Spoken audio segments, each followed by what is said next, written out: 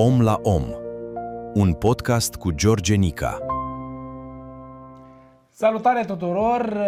Astăzi filmăm un nou episod din podcastul Om la Om cu George Nica. Invitatul din acest episod este un om al evenimentelor, un wedding planner. Spun eu în felul următor că toți mirii visează la o nuntă perfect. Puțin știu însă câte lucruri pot merge prost până să înceapă primul dans. Există oameni care văd problemele înainte să apară și le rezolvă fără ca mirii să afle vreodată că s-au întâmplat. Astăzi o cunoaștem pe omul din spatele unor astfel de povești. Invitata mea este Camelia Doca, unul dintre cei mai apreciați wedding planneri. Camelia, bine ai venit la Om la Om. Bine te-am găsit, mulțumesc pentru invitație și abia aștept să văd ce ai pregătit pentru mine. Da, am câteva întrebări aici, te bombardez. Dacă mâine ai avea nunta, iar cu 2 ore înainte, unul din furnizori ar anunța că nu mai ajunge, ai ști ce să faci? Aș pune mâna pe telefon, evident. În secunda 2, întotdeauna am minim 5 numere de telefon la îndemână. Bineînțeles că va trebui să mă și orientez în funcție de prestatorul în sine, adică dacă l-aș putea găsi disponibil sau nu. Știi? Și de acolo pornim. De la un telefon poți să găsești încă alți 5. Deci te-ai descurcat. Eu cred că da. Nu. Ai rezolvat situația. N-am fost niciodată pus în situația asta, dar întotdeauna, mă repet, am la îndemână minim 5 numere de telefon la care să apelez ca să fiu sigură că totul iese bine. Bun. Ce face de fapt un wedding planner și de ce nu este doar omul cu decorul? Păi, de fapt, wedding plannerul nu are nicio treabă cu decorul. Decoratorul este decorator, e aparte, floristul e florist, muzicantul e muzicant, fiecare are un rol bine stabilit în toată treaba asta cu organizarea și de fapt wedding plannerul este omul din spatele tuturor. Deci wedding plannerul e liantul. Cam așa. Fără el nu funcționează de obicei? Funcționează destul de bine, dar asta în funcție de miri. Cât de bine sunt ei organizați, cât de meticuloși sunt, cât timp au la dispoziție ca să pună la punct toate detaliile pentru nuntă, cât de mult pun accent pe detalii. Sunt unii miri care sunt chiar pasivi. Îmi spun, da, nu contează asta pentru mine, cum iese, e bine așa. E bine așa, da. Și după aia? Și după aia nu mai e bine așa, pentru că îți dai seama că apar anumite impediment. În podcastul anterior am și explicat harta nunții, în special așa, cu palma, și aici este organizatorul de eveniment, restaurantul, muzica, fotograful și decorul. Și cam așa se întâmplă cu wedding plannerul. Wedding plannerul sau organizatorul este cel care îi leagă pe toți. Deci el cel care este în mijloc, cel care pune la punct detaliile pentru fiecare în parte, în sensul că le transmite programul și le transmite dorințele mirilor tuturor prestatorilor. Pe care deget era fotograful? Nu, pe inelar. Pe inelar este fotograful. Să nu cumva să fie pe alt deget. Nu, da. Acolo e formația. Care sunt cele mai mari greșeli pe care le fac mirii atunci când își organizează nunta? Cele mai mari greșeli sunt, în primul rând, faptul că se implică prea mult și se supra-solicită. În al doilea rând, să creadă că ei le pot face pe toate. Adică să pricep la toate. Dar noi ne pricepem la Da, suntem români și ne pricepem. Avem un ADN? Sfătuitori. Mai mult, nu neapărat că se pricep la toate, ci că le pot face pe toate, în sensul că nu e nicio problemă. Înainte de nuntă m-am uitat eu la un tutorial pe YouTube, am văzut cum se face o arcadă, pot să-mi fac și eu acasă în ziua anunții alta. E ok, mi-a ieșit cu 3 luni înainte de nuntă, când eram relaxată și n-aveam niciun stres pe cap, mi-a ieșit o arcadă și mai pot să mai fac încerca și asta în ziua anunții. cu o săptămână înainte să-și facă o arcadă de baloane. Nu nicio problemă, că în ziua anunții o să arate extraordinar de bine. Asta a fost așa un Eu a fost exemplu. o glumă, da. Da, a fost așa un exemplu, da. Da, mai continuă-ți ideea, că te-am întrerupt, scuză-mă. Nu e nicio problemă. Deci, mirii fac Greșeli. foarte multe greșeli, dar pe lângă astea care țin de ei, fac alegeri greșite. În sensul că alegeri cu prestatorii greșit. Ordinea în care își aleg prestatorii este de cele mai multe ori greșită și asta și din prisma faptului că dacă nu-ți alegi prestatorii într-o anumită ordine, poți alege greșit. În sensul că, uite, eu le spun mirilor cum că wedding planner-ul ar trebui să fie primul din listă pe care și-l aleg. Asta și pentru că wedding planner-ul te poate ajuta să-ți alegi o locație potrivită ție, dar abia după ce îți calculezi un buget, care bugetul este în funcție de numărul de persoane. Și de aici pleacă totul. Ai întâlnit încăpățânați? Da, în fiecare zi. Da? Nu, mă refer dintre clienții tăi. Da, din 10, 2, minim 2 au idei fixe.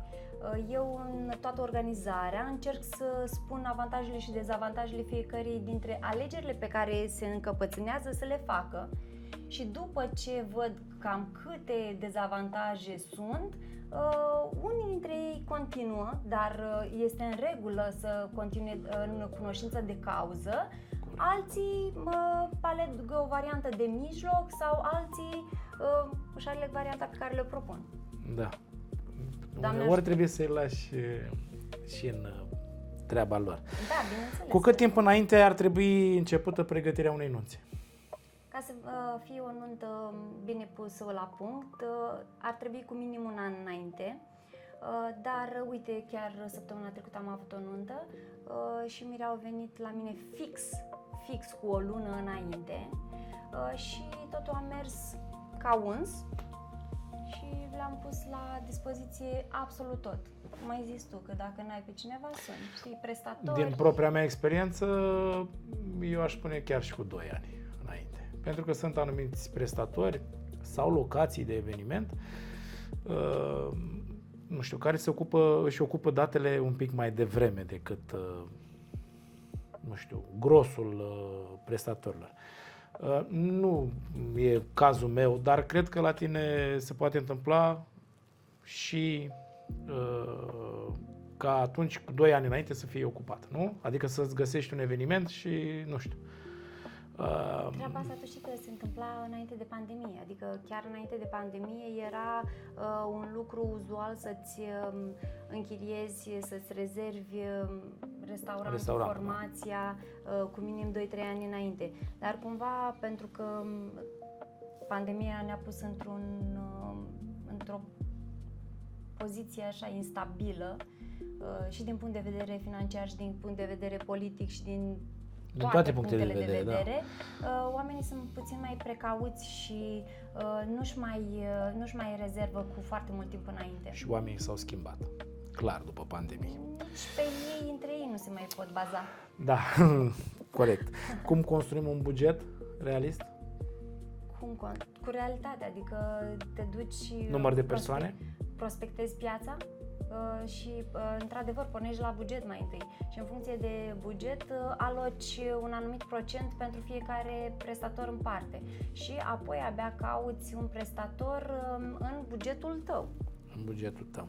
Unde merită să investească mirii și unde să facă economie în bugetul evenimentului?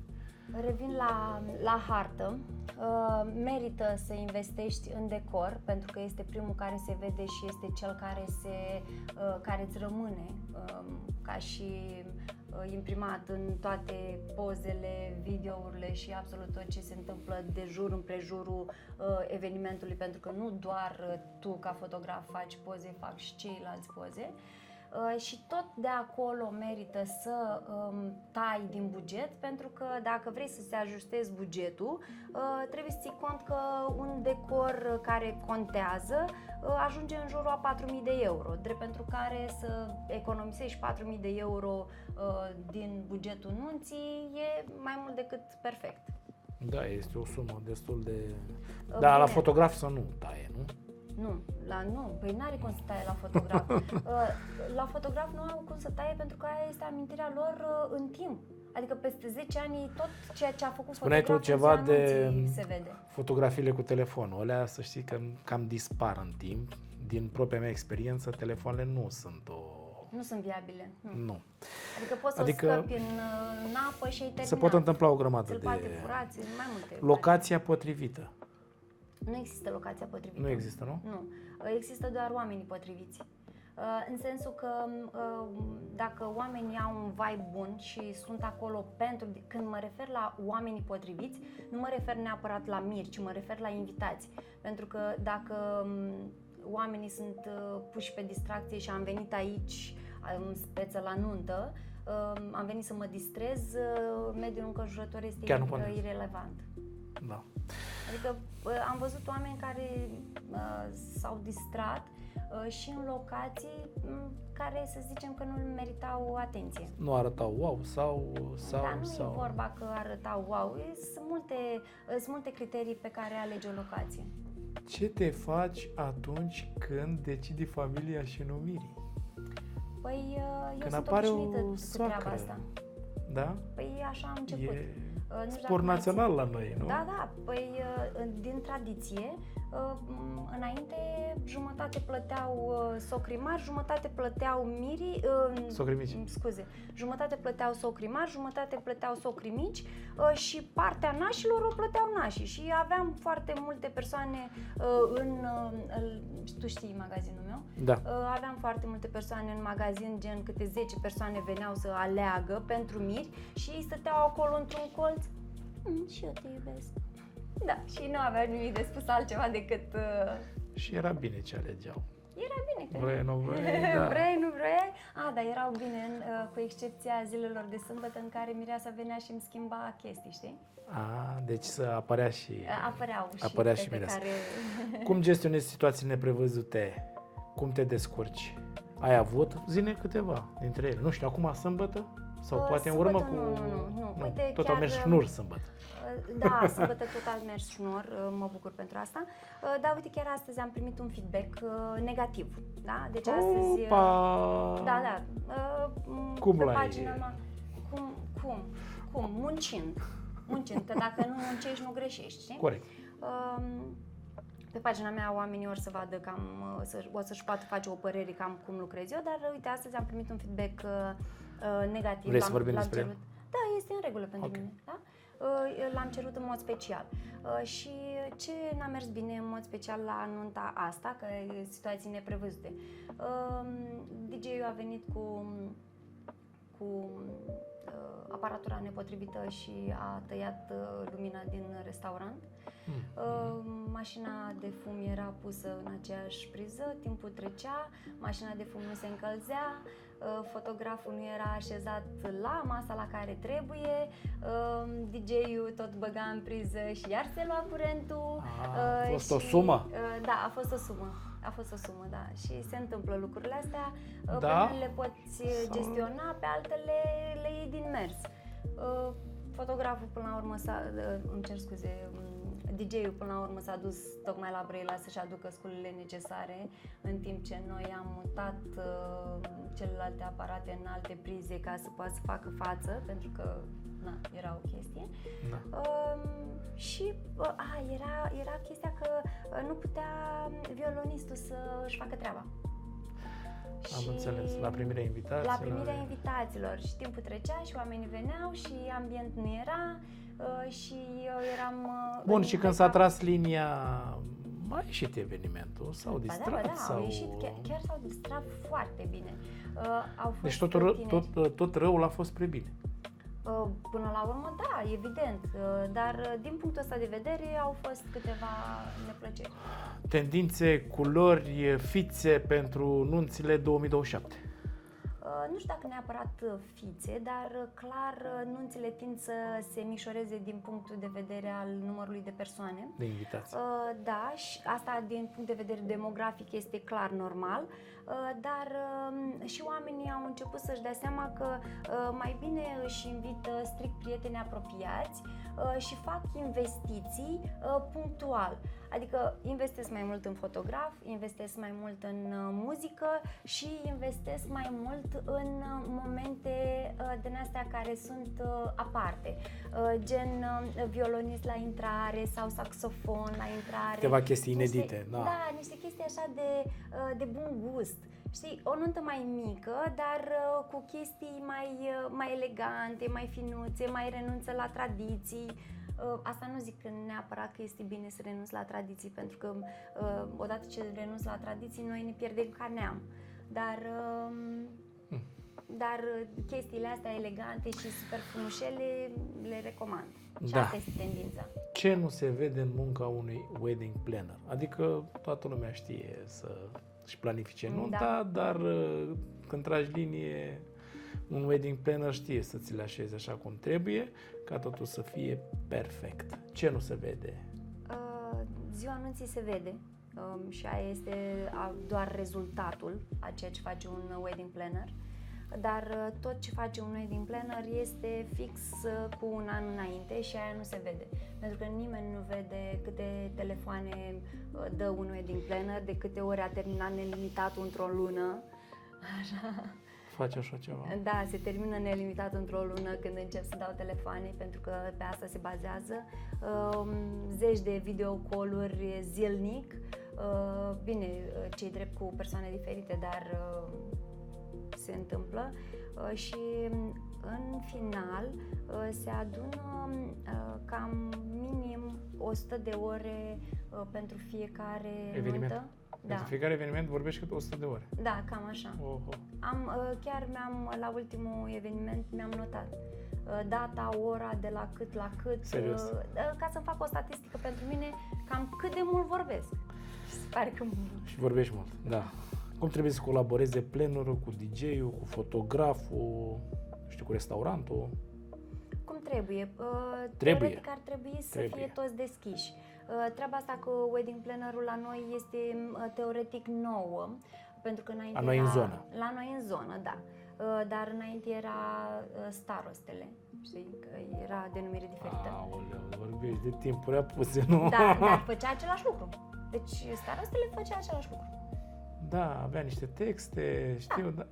Deci wedding plannerul dinainte era starost. Acum este doar puțin... Avem staroste și în Galați, să știți, e Petric Racu, nu? Da. Și încă face, și încă prestează. Da, și face niște evenimente foarte frumoase. Tare.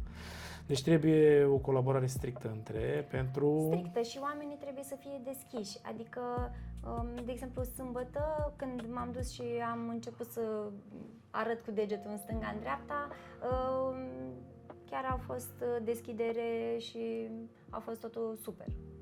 Deci sună wedding plannerul respectivii colaboratori și discută cu ei și pune totul la punct ca totul să fie perfect la sfârșit, nu? În prima fază face contractele, negociază contractele, apoi confirmă. Deci plannerul se ocupă și de partea asta. Da. Deci are bugetul? Stabilim un buget și ne încadrăm în el. Dacă se poate să găsim mai jos, eu caut întotdeauna, pentru că este important lucrul ăsta, să protejez bugetul, dar nu întotdeauna un cost mai mic înseamnă și produs finit de calitate. Și asta știu mai bine și caut și calitate și... Și ultima întrebare. Cel mai important și cel mai sincer sfat pentru viitorii miri? Relaxarea. Dacă nu ești relaxat în ziua anunții, ai pierdut tot. În sensul că ai pierdut emoția pe care o ai tu față de partener, emoția pe care o au ceilalți față de tine și nu apuci să te bucuri. Eu întotdeauna spun mirilor că atunci când a sunat ceasul de dimineață ar trebui să se trezească zen. Zen. Asta e ziua mea Deci, și dragilor, fix ca la ziua nunta mea. voastră fiți zen, Da. pentru că o aveți pe Camelia care se ocupă de toate. Cam asta a fost un episod cu Camelia Doca, Wedding Planner. Sper că o să găsiți informații prețioase în acest episod. Ne vedem la următorul. Bye bye, Camelia! Pa, pa!